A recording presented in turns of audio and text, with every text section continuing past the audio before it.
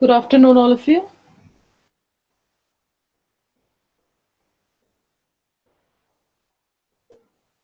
Good afternoon. Okay, so uh, a quick recapitulation. Please recap what we have done in the last class. Anyone?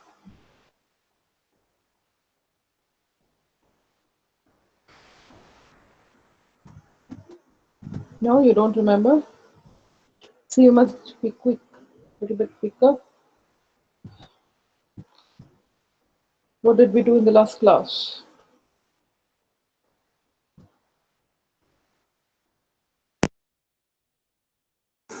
I mean, where were we?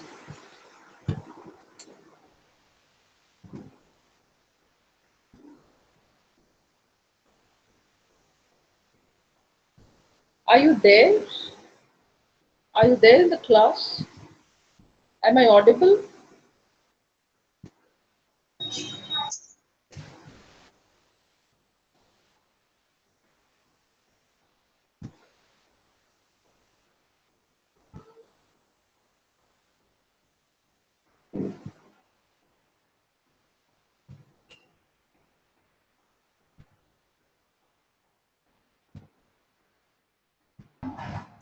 Hello. Hello.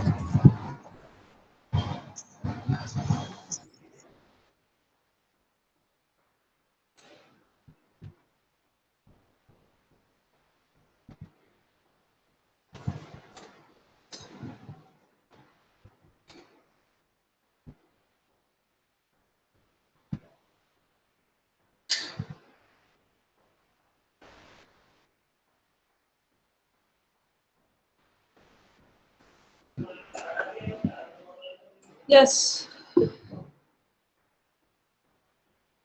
Okay, elements of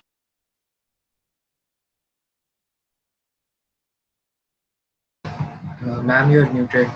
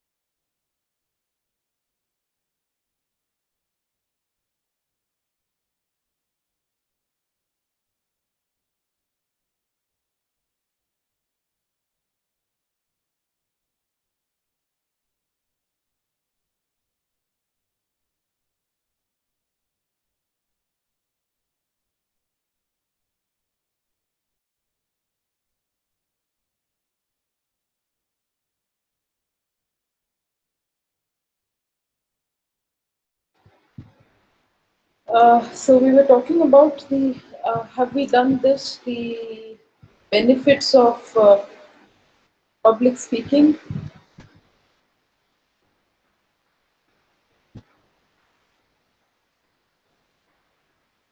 Okay, I don't know if you don't remember. We'll start off with this. Uh, so the purpose of this chapter is to familiarize you with the basic concepts of communication and public speaking. This chapter begins with a description of the professional, personal, and public benefits of learning more about public speaking. Now, this is a quote by Dalai Lama. The personal benefit of public speaking is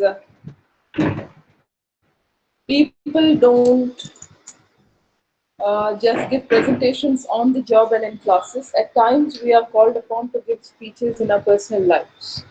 So it may be for a special event or for a special occasion. And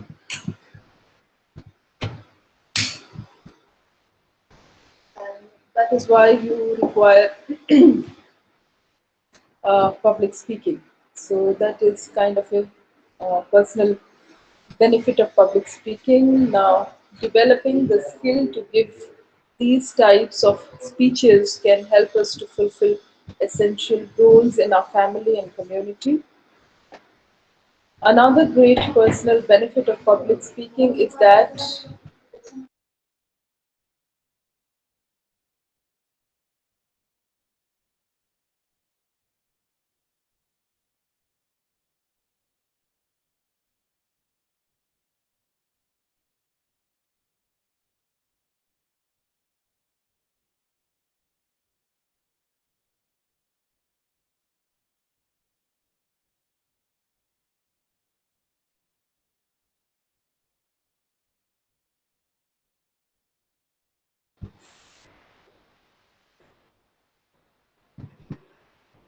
so developing the skill of to give these types of speeches can help us to fulfill essential roles in our family and community. Another great benefit of public speaking is that it builds self-confidence. So one of the primary benefits of public speaking is honing or building your self-confidence, boosting your confidence, because we feel very frightened before going to a public. So public speaking skills eliminates that fear with regular practice. So it builds your self-confidence through experience. Professional benefit is it is believed that 70% of jobs today involve some form of public speaking. And with the recent economic shift from manufacturing to service careers, the ability to communicate with others has become crucial. So, top CEOs advise that great leaders must be able to communicate ideas effectively. They must be able to persuade, build support, negotiate, and speak effectively in public.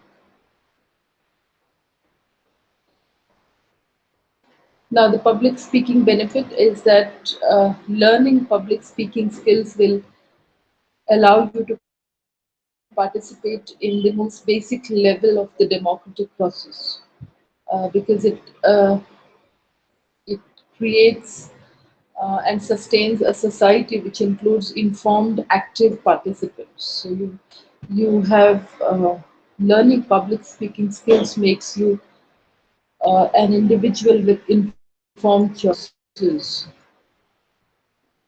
and it also helps you to become critical listeners, where you can critically analyze and evaluate others' speeches, even if you are not running in election.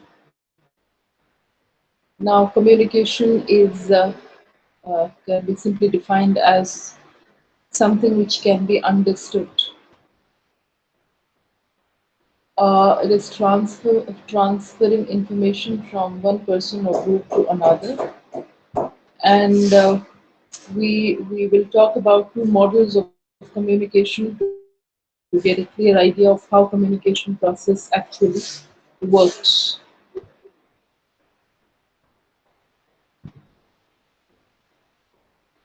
This is a model where we have communicator A and communicator B, and both share a space, a common space, and communication is feasible because they share a certain space, and in this space they are able to communicate verbally and non-verbally, but the intended meaning of communicator A is not always the same as the perceived meaning of communicator B, and that is because we all have uh, our own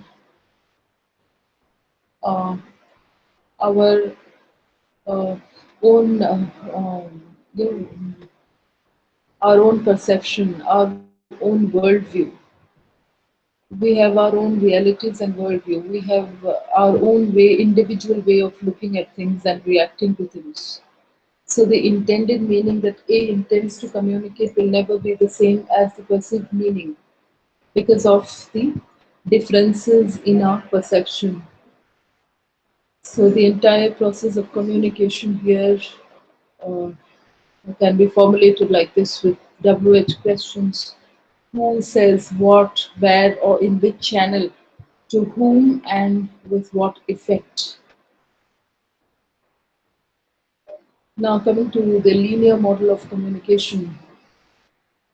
In the linear model of communication, which was propounded by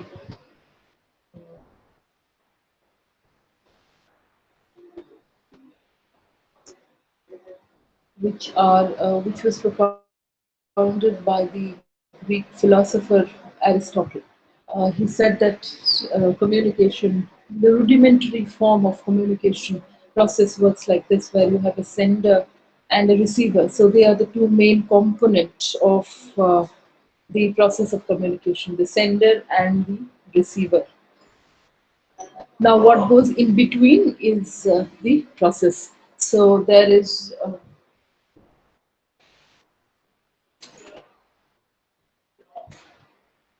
the message which is sent by the sender through a channel to the receiver.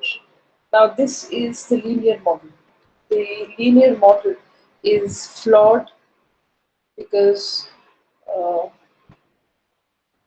we don't have uh, the many important components which underlie the process of communication, like the feedback loop, which basically connects the receiver and the sender, and the element of noise,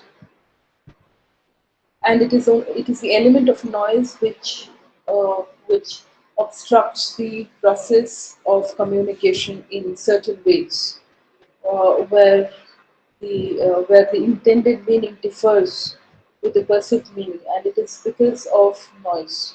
And noise, as uh, I always say, is an analogy, is a metaphor used for any kind of obstruction in the process of communication. It could be physical, uh, it could be metaphysical, it could be uh, emotional, it could be mental, all kind of noises, anything which obstructs the process of communication is noise.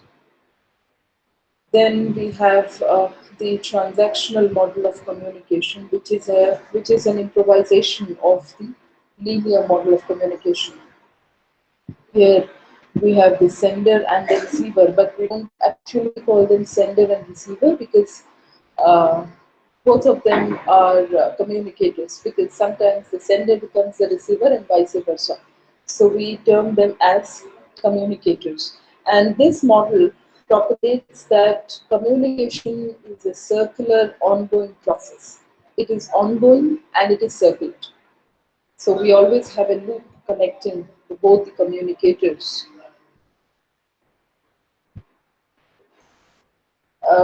Encoding. Then comes the elements of communication process. Everything that we dealt with in the figures. We will now elaborate on that. So the first element of communication process is the process of encoding. Now, encoding refers to the process of taking an idea or mental image, like this communicator. He takes the mental image of the fruit orange. He thinks of orange as the mental image, and then tries to codify that, encodes that mental image into words which the other communicator will be able to understand. And that's called the process of encoding. So, encoding refers to the process of taking an idea or mental image, associating that image with words, and then speaking those words in order to convey a message.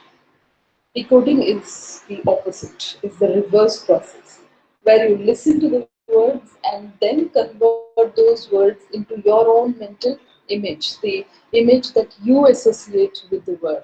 And it is here that we have the distortion, we have the problem. Suppose if communicator A meant orange and he explained that in a sentence, in a context. So he said, I have orange juice every day in the morning. And when he said orange juice, the other communicator could well relate to orange as a fruit. But if he had said orange, and the other communicator might well have understood a color as well. Orange is also a color. So it is here that all kind of problems occur, all kind of distortions and communication imbalance occurs in the level of perception.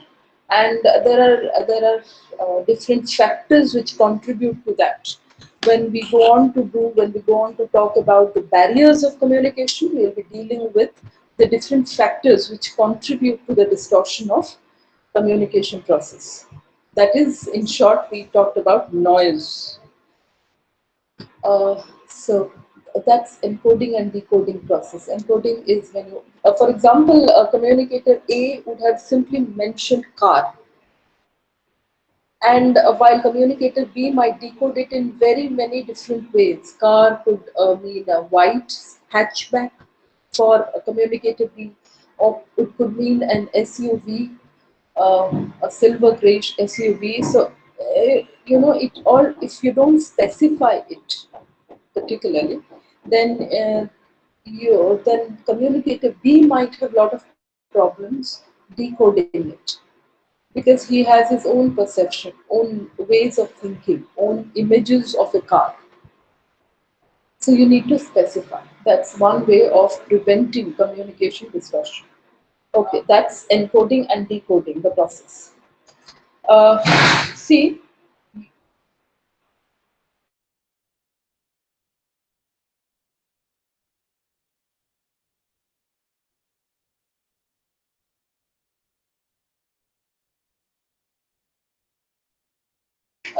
you basically, I really don't know whether you are even listening to the class. But if you do, and if you have any issues, any problem, just let me know. You can just unmute yourself and tell, because uh, I'm not. I won't be able to check the chat box. Okay. So I think this is clear to all of you.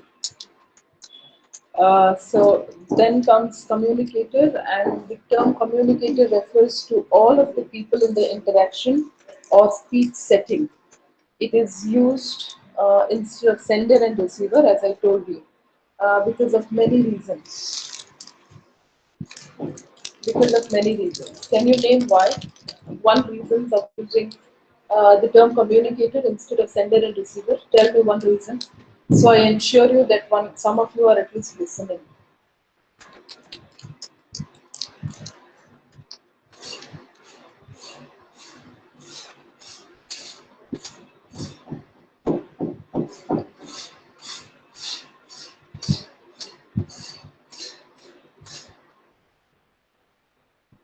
Okay, you don't want to speak. Okay.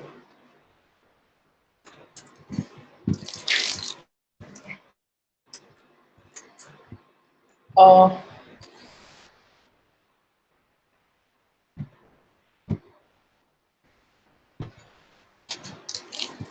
Manish Pradhan, are you there? Yes, ma'am. Are you there in the class, Manish Pradhan? Yes, ma'am. Not there. Subhash Mandal, Yes, ma'am. I am there, Manish Manish Pradhan, Pradhan. read this. Please read this.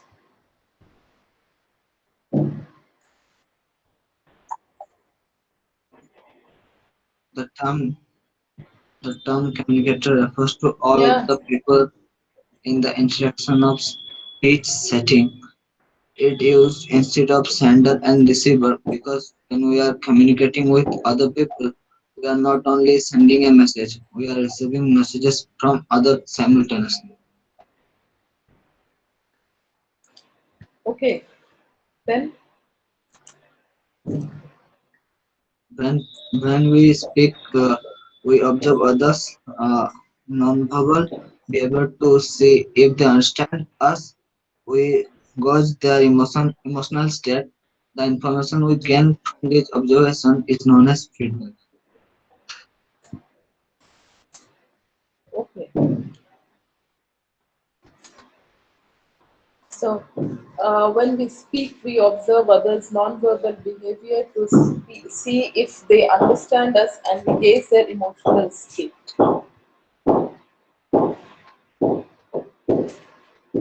So that's the process of feedback.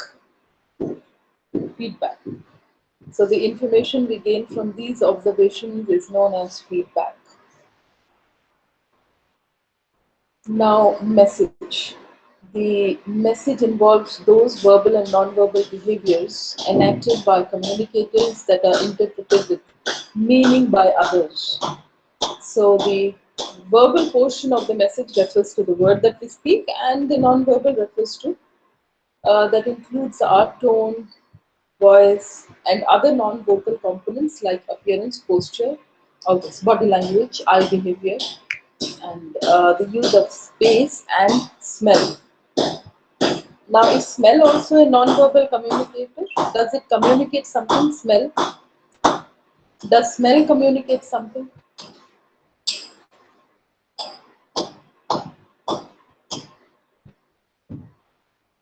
Yeah. So does smell No, communicate something?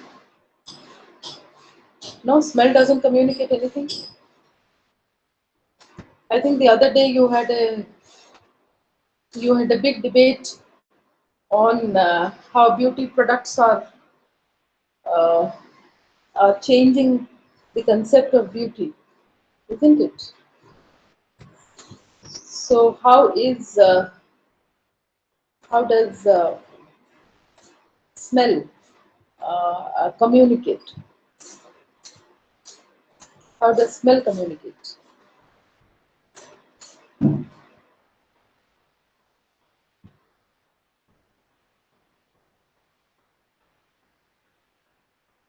No, smell doesn't communicate.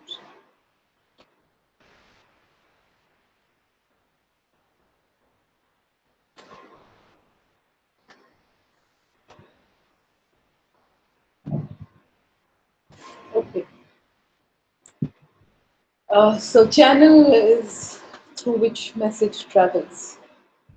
Face-to-face communication, the channel involves all our senses, and when we are communicating online, the channel is a computer. When texting, it's a cell phone. Now, noise. Uh, Noise is something which interferes with the message transmission. It it could be physical, it could be psychological, it could be mental. So many noises, forms of noises. Worldview. Uh, the worldview that we were talking about. Most people don't give a lot of thought to the communication process. But it is more complicated than it seems, and the complications arises because of the differing worldviews. And worldview is the framework through which we see, we think about, we interpret, we interact, and we respond. Everything is our worldview. Context, and that's one of the important or significant elements of communication process.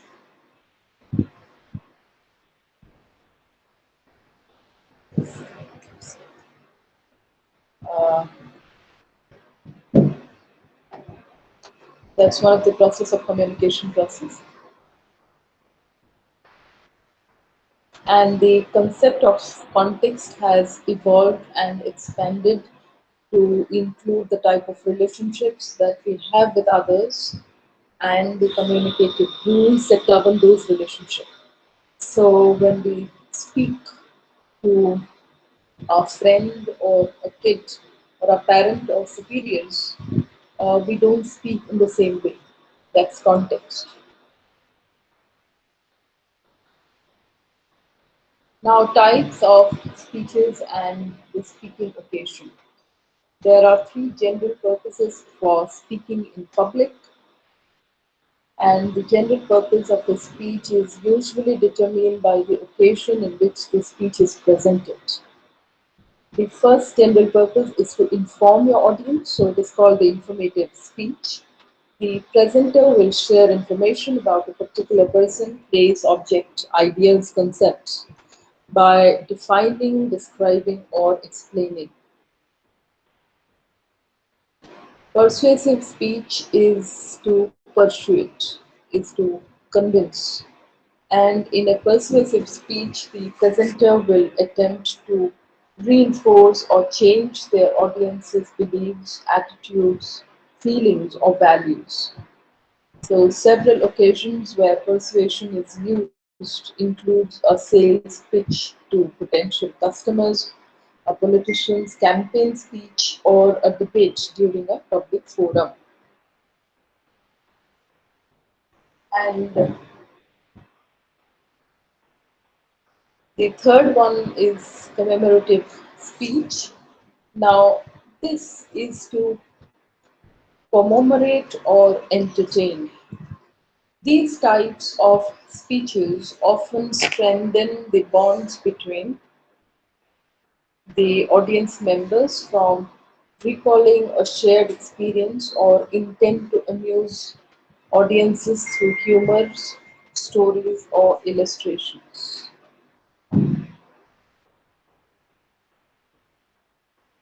But basically, for our coursework, we'll be interested only in informative speech and persuasive speech. So you have to make two speeches in the labs. One would be persuasive, and the other one is informative.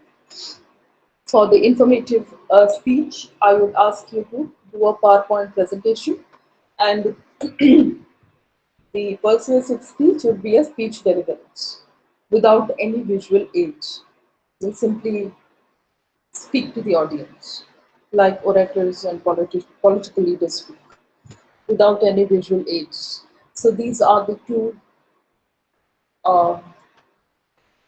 the two assignments, two activities in your lab.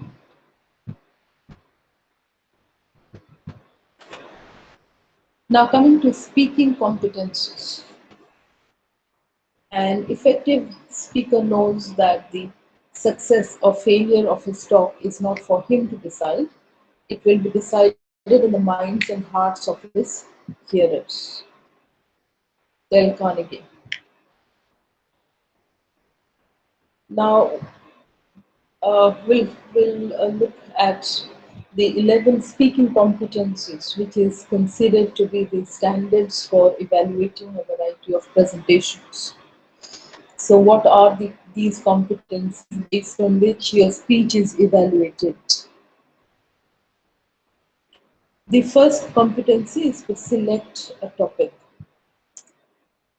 which is appropriate to the audience and the occasion. So, useful topic. The topic should be interesting, engaging, and useful for your audience. Now, an advanced speaker selects a worthwhile topic that engages the audience.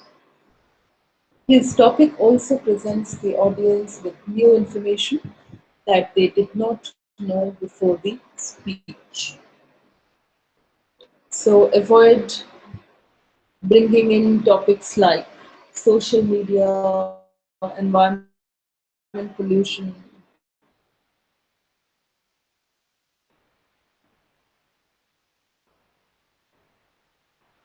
child labor, dowry death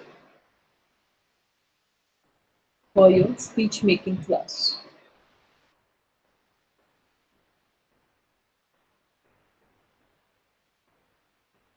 Now, this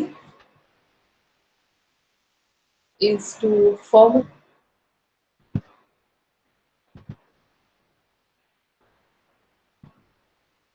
that orients the and the speaker is the second speaking competence. So the second is a very engaging and grabbing introduction, which could be an excellent attention getter. And when give a preview of your speech, of the entire speech, and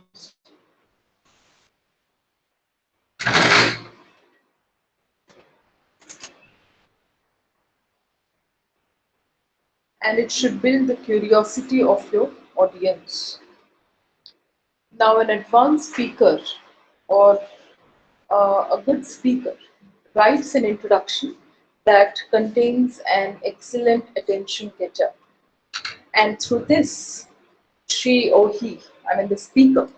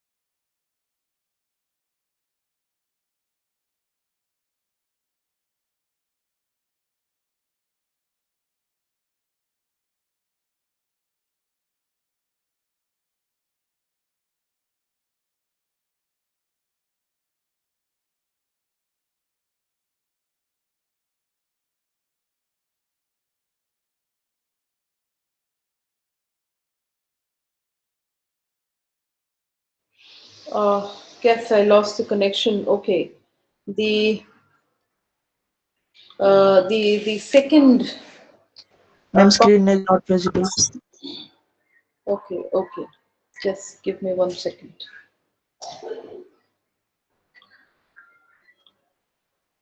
Is it visible now?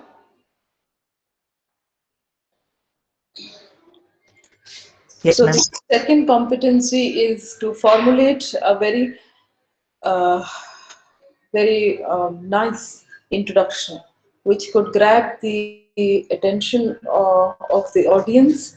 And not only that, it should also create a kind of curiosity among your audience so that they could follow through your speech. And through introduction, you also establish your credibility as a speaker. You can also you can build a connection. You can start creating some identification with your audience, building identification or connection with your audience. So introduction and conclusion has larger role to play in any speech or in any essay, even if you're writing an essay or speech. Introduction and the conclusion are extremely important, extremely vital in any writing assignment or in speaking assignment. The third competency is the effective organizational pattern. It should not be haphazard. Make an outline first, strike off things which you do not want to add, or ideas which you think are redundant, strike it off, and create an effective organizational pattern. We'll talk about these in the speech making classes, all these competencies. We'll discuss this in elaborately in the speech making classes, in public speaking class. So, an advanced speaker is very well organized and delivers a speech with clear main points. So his points are mutually exclusive and directly related to the thesis.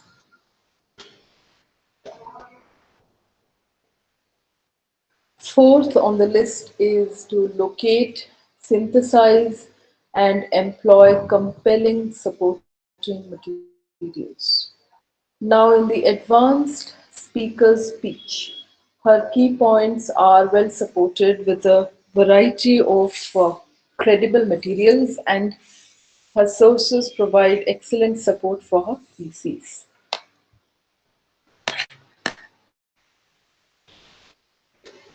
And the fifth competency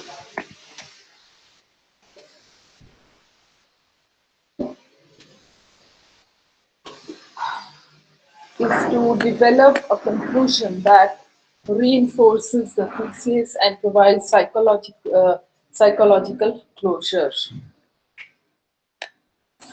The advanced speaker provides a clear and memorable summary of his points, and he refers back to the thesis or big picture. Now, coming to conclusion, conclusion should always sum up whatever you have said or you have written. You can never add a new idea, or you can never bring in a new point or new idea to the conclusion. Conclusion should sum it up. It's a summary. And if it is a persuasive speech, then probably you can also bring in a strong clincher or call to action. Otherwise, you can sum up everything that you have already said and give a very clear picture of the big picture or the thesis statement. Reinforce or reiterate the thesis statement of your speech. Never bring in any new idea in your conclusion. Coming to the sixth competency, it is the careful choice of words. Because the language has to be clear, imaginative, and vivid. It has to be very clear, imaginative, and vivid. It should give a very vivid and clear picture. There has to be clarity in language, and it should be error free. There should not be any grammatical errors or inappropriate usage, and it should be completely free from bias.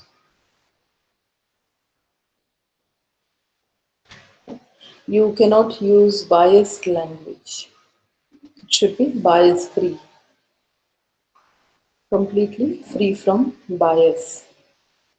So the language has to be completely free from bias, from grammatical errors and inappropriate usage. Now, the seventh competency is to effectively use vocal expression and paralanguage to engage the audience. So, excellent use of vocal variation, intensity, and pacing are characteristics of the advanced speaker. So, your vocal expression is also natural and enthusiastic, and you must avoid fillers. Now, vocal expression is not speaking like a robot. You should not be always using a monotone. Your tonal quality and tonal variety should be different. You should keep on changing the pitch, the voice, and the tone of your conversation, of your speech.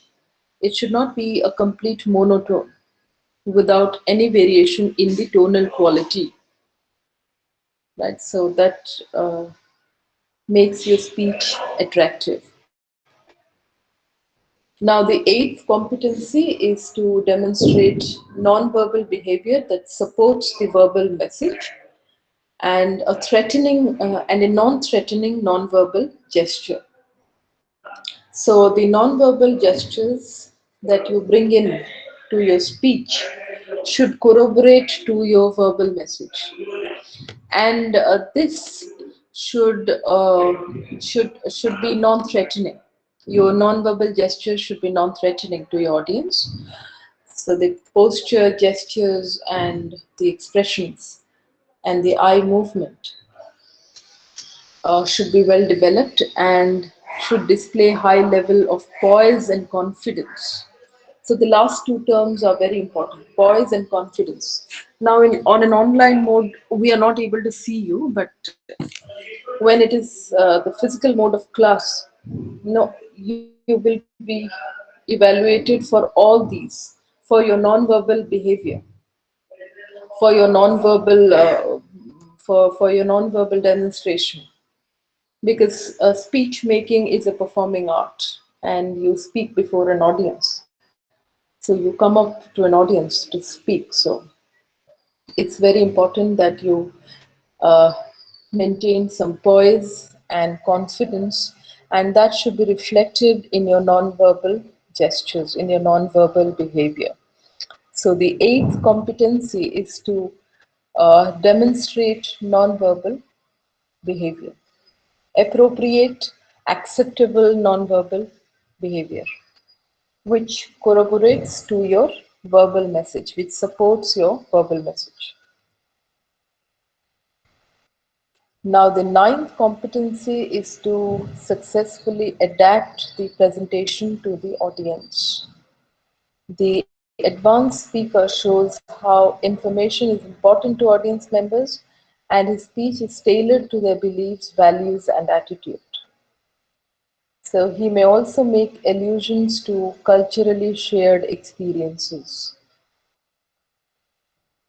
How well suited your presentation is for your audience. That's competency number nine. So you have to customize your speech according to the need and comprehension of your audience. How much do they understand? And so that's the ninth competency.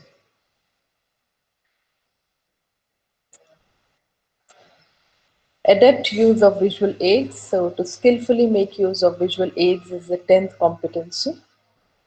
How effectively you use visual aids in your speech making.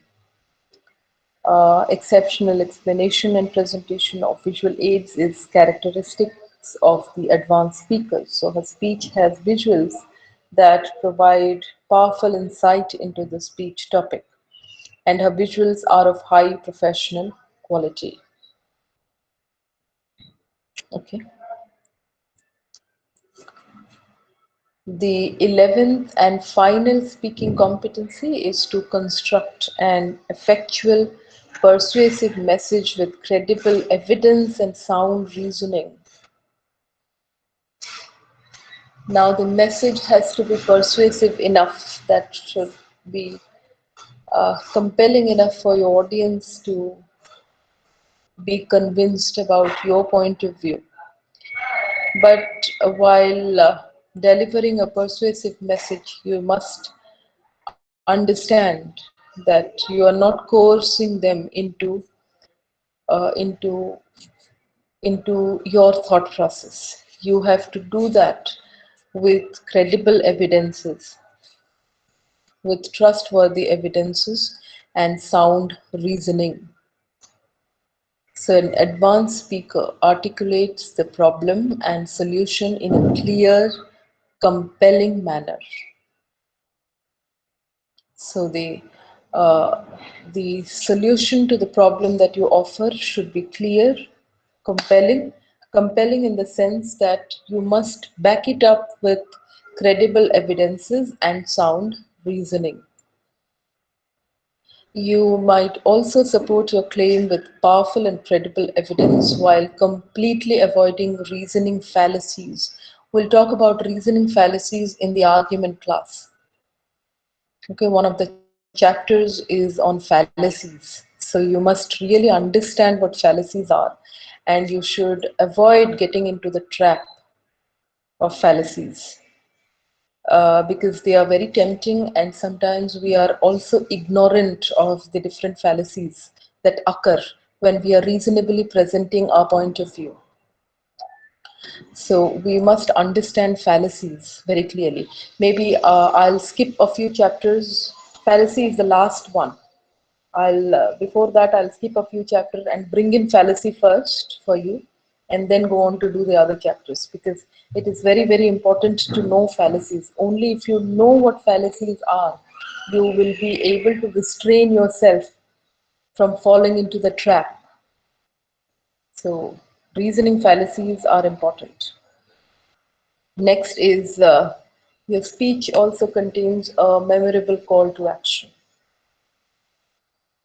So at the end, when you're concluding your speech, you must give a call to action if it is a persuasive speech, if or a clincher, or if you want to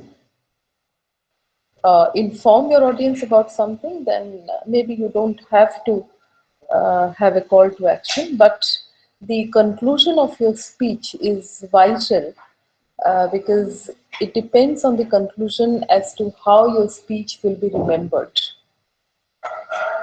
People might forget the rest of your speech, but there has to be one thing which they will remember, the residual message of your speech. And that and conclusion is one of the is an opportunity where you can bring in the one thing that you want your audience to remember when they have forgotten the entire speech. So, what is the one takeaway from your speech, or what is the takeaway from your speech that you want your audience to remember? And this can be brought in the conclusion. So that's the 11th competency. And finally, we end this chapter with Benjamin Franklin's quotation: being ignorant is not so much a shame as being unwilling to learn. So, if you're not willing to learn, no one can help you. If you're ignorant, then people can help you out. But if you are unwilling to learn, then it is difficult, because we can't simply pull you to learn. So learning is important. So that was your next chapter on the communication process with reference to public speaking. And I have skipped some chapters in between from Unit 1. I've straight come to communication process. And with this, I'll follow it up with the barriers of communication and maybe non-verbal communication next. So we'll end this. This is a conglomeration actually. So if I've started with communication with reference to public speaking, uh, I'll go on to talk about the barriers that we have discussed, and then the verbal and the non-verbal communication later on. I'm sure you might not have any queries as such. So just to recapitulate, now for business professionals, who's going to read this? Someone can read this. Sanatan Patro can read this if he's there in the session. Sanatan, are you there?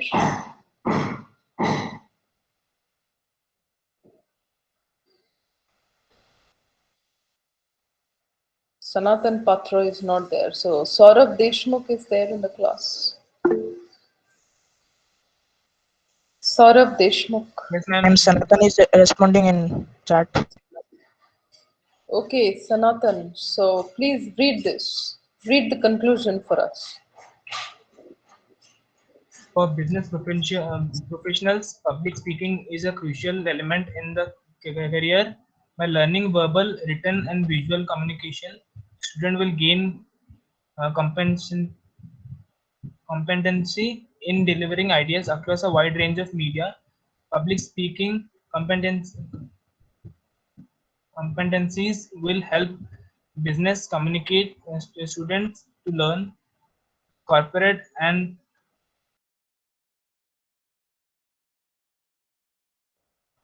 persuasive discourse. The ability of the to be persuasive is essential for a business professional. Public speaking teaches how to present points and persuasibility in corporate environments.